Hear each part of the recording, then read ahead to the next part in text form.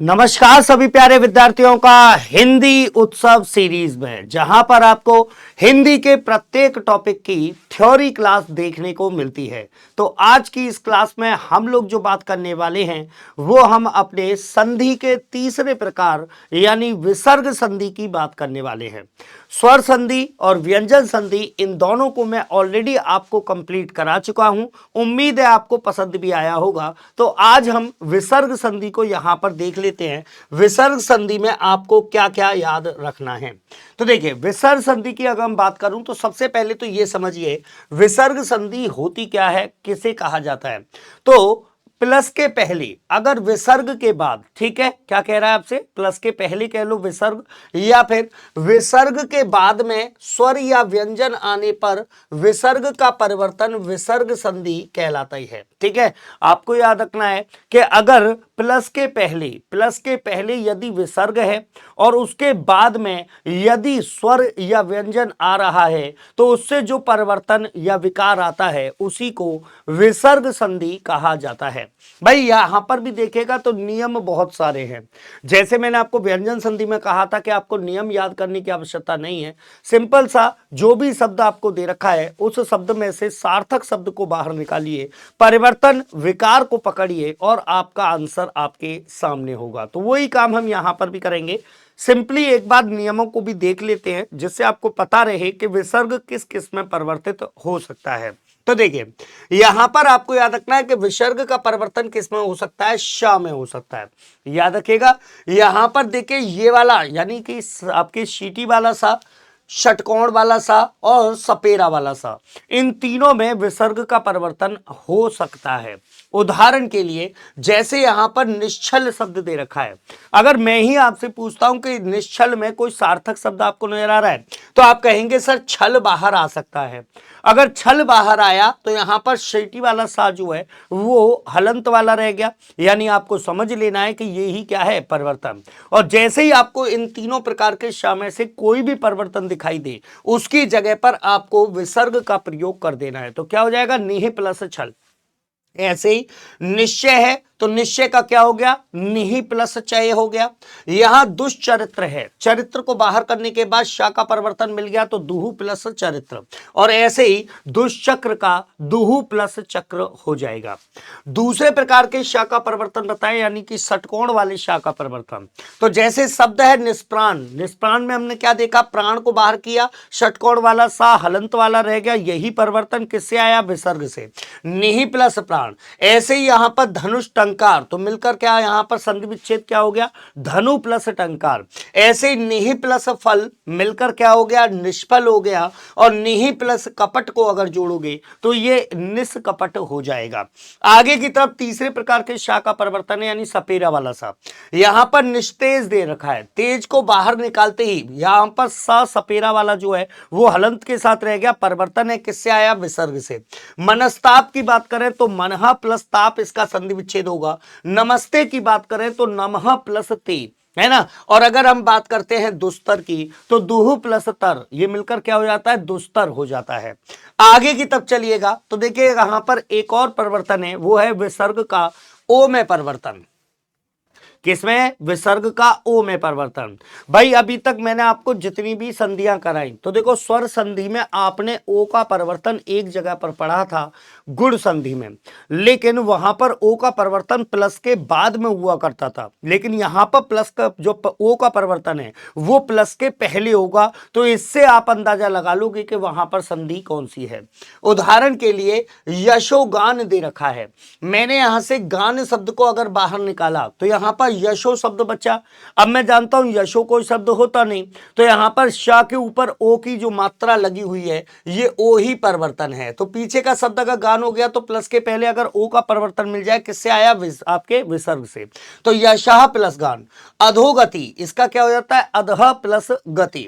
इसी प्रकार मनोनुकूल शब्द है, मनोनुकूल शब्द कैसे बना होगा, तो मनः प्लस अनुकूल, यहां पर भी ओ का परिवर्तन। और तपोबल की बात करें तो इसका हो जाता है तपह प्लस बल। ठीक है, बस याद रखिएगा, प्लस के पहले ओ का परिवर्तन है तो विसर्ग संधि में, प्लस के पीछे ओ का परिवर्तन है तो वो स्वर संधि में है, जो मैं पहले आपको पढ़ा चुका हूं। इसके अलावा इसका एक अपवाद भी है, तो डायरेक्टली पढ़ लीजिए। प्रथम शब्द यदि पुनः हो या अंतः हो तो विसर्ग को रा बनाते हैं। उदाहरण के लिए पुनः प्लस जन्म मिलकर क्या होता है पुनर्जन्म, पुनः प्लस मुद्रण मिलकर क्या होता है पुनर्मुद्रण, अंतः प्लस धान मिलकर क्या होता है अंतर्धान, अंतः प्लस अग्नि मिलकर हो जाता है अंतरअग्नि। क्लियर है यहां तक? आगे की तब देखिएगा परिवर्तन जो है वो आपका क्या है विसर्ग का रा हो जाना। विसर्ग किसमें परिवर्तित हो जाता है रा में। नियम तो वैसे यहां पर लंबा चौड़ा इतना लंबा नियम याद करने की आवश्यकता नहीं, शब्द ही आपको बताएगा कि उसका संधि विच्छेद आपको क्या बनाना है।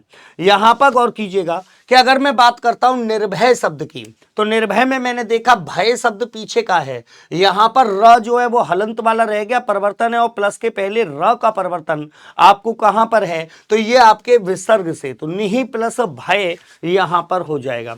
इसी प्रकार आशीर्वाद की बात करें तो ये आशी ही प्लस वाद हो जाता है, निराशा की बात करें तो निहि प्लस आशा, और दुरुपयोग की बात करें तो दुहु प्लस उपयोग। ठीक है, तो देखिएगा आपके विसर्ग के परिवर्तन कौन कौन से हो गए। विसर्ग का ओ में परिवर्तन पढ़ाया, विसर्ग का रा में परिवर्तन पढ़ाया, विसर्ग का शीटी वाले शाह, षटकोण वाले शाह और सपेरा वाला शाह, इन तीनों में परिवर्तन मैंने आपको पढ़ाया। आगे की तब देखिएगा तो यहां पर विसर्ग का क्या हो जाता है लोप भी होता है, विसर्ग हट जाता है बिल्कुल। कब हटता है तो ये तीन कंडीशन है जो आपको याद रखनी है। जैसे विसर्ग अगर छा से जुड़ता है तो विसर्ग का लोप हो जाता है और चा का आगमन हो जाएगा, विसर्ग को हटा देंगे चा लगा देंगे। अनु प्लस छेद है, ठीक है, यहां पर अनु प्लस छेद है तो अनुच्छेद हो गया। ऐसे छत्र प्लस छाया है तो क्या हो गया छत्र छाया। दूसरी कंडीशन है अगर विसर्ग रा से जुड़ता है तो विसर्ग का लोप होता है और पहले का जो स्वर होता है वो क्या हो जाता है दीर्घ हो जाता है। निहि प्लस रव मिलकर क्या हो जाता है नीरव हो जाता है, इसको नीरव लिखिए, है ना, ये यहां पर नीरव होगा, नीरव। इसी तरीके से निहि प्लस रोग मिलकर क्या हो जाता है नीरोग हो जाता है। और एक कंडीशन है कि जब विसर्ग के पहले छोटा बड़ा हो और भिन्न स्वर हो पीछे की तरफ हो तो विसर्ग का केवल क्या है हटा दिया जाता है। जैसे अतः प्लस एव मिलकर क्या हो जाता है अतएव हो जाता है। आगे की तब देखिएगा अगला नियम जो है वो है विसर्ग का परिवर्तन ना होना, मतलब जब विसर्ग बना रहेगा विसर्ग हटेगा ही नहीं। यहां पर गिने चुने उदाहरण है, आराम से आपको समझ में आ जाएगा। नियम तो यह है कि विसर्ग के पहले क्या होगा अ छोटा और पीछे की तरफ का खा पाफा, इनमें से कोई हो तो विसर्ग क्या है बना रहेगा।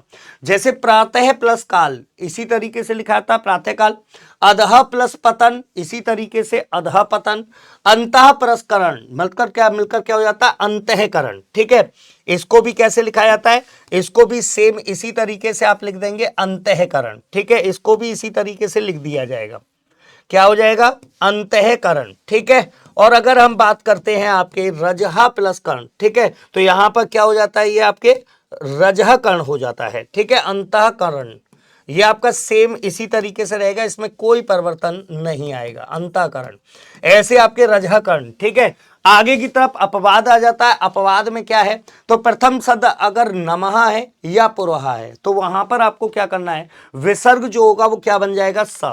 दो उदाहरण यहां पर याद रखिएगा, आपको इतने ही काफी हैं। पुरहा प्लस कार मिलकर पुरस्कार और नमः प्लस कार मिलकर क्या हो जाता है नमस्कार। तो भैया ये आपके विसर्ग संधि के कुछ नियम हैं जो मैंने आप लोगों को बताए हैं। बड़ी आसान सी संधि है भाई। संधि में अगर हम बात करें तीनों प्रकार की संधि में तो स्वर संधि एग्जाम में सबसे ज्यादा पूछी आती है।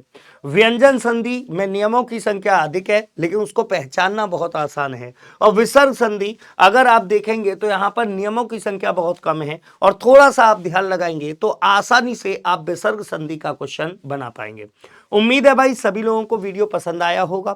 नेक्स्ट वीडियो में मैं आपको वायदा कर चुका हूं कि संधि जो है संधि अब मैंने तीनों कंप्लीट करा दी हैं, तो अगले वीडियो में हम लोग संधि के क्वेश्चन की एक सीरीज लगाएंगे, प्रैक्टिस सेट लगाएंगे जिसमें तीनों प्रकार की संधि को मैं आपको प्रैक्टिस कराऊंगा। तो नेक्स्ट वीडियो में आपसे दोबारा मुलाकात करेंगे, तब तक के लिए जय हिंद जय भारत।